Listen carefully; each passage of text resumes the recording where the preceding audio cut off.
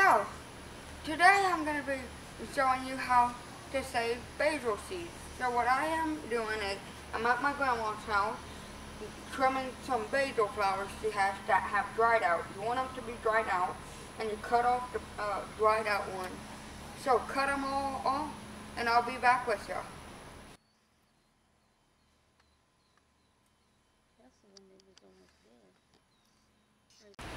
So now, we picked the basil flowers and all that, and the dried ones. I got some green ones that are not dried on here, but we could just separate them. So first you want to get the dried one, and just kind of drag your fingers along it, and then until you get the flower pot, and just drop it in the container, like this. And then let's grab another one. Just make sure you don't get the green ones in, because the dried ones are the ones you want.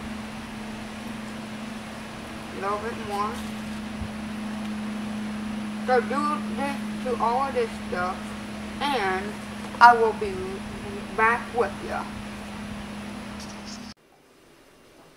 So now we got the seed pods. Make sure it's the dried one. Take as many of the green ones, the ones that aren't dried out. So what you want to do is get a blender or food processor, whichever one has the blade lowest. So let's put the seed pods in the blender or food processor, whichever one works best for you to use it. Oh, one go right here. Okay. So now, put it back up. Put the lid back on.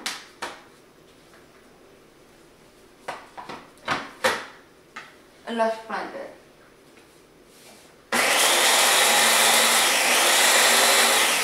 So what you're basically doing when you blend it is you want the seeds to separate from the pod, so it's going to open the pod. So keep blending it real good, and we'll be back with you for the next step. So now we gotta strain it.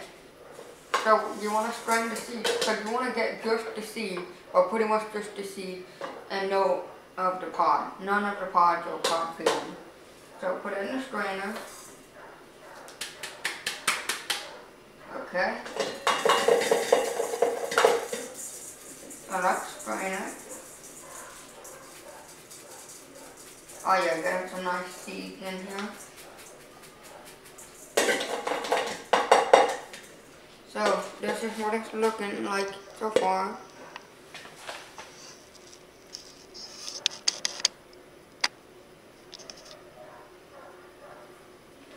So keep straining until you got pretty much just the seed, and I'll be back with you. So now we strained it, and if you strain it and it doesn't get enough of the stuff out, then you may want to blow on it too to get the stuff out without blowing the seed. So this is what the finished product looks like.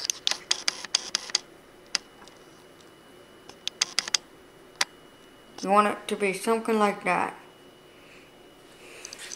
So what I normally do is let it dry more just in case.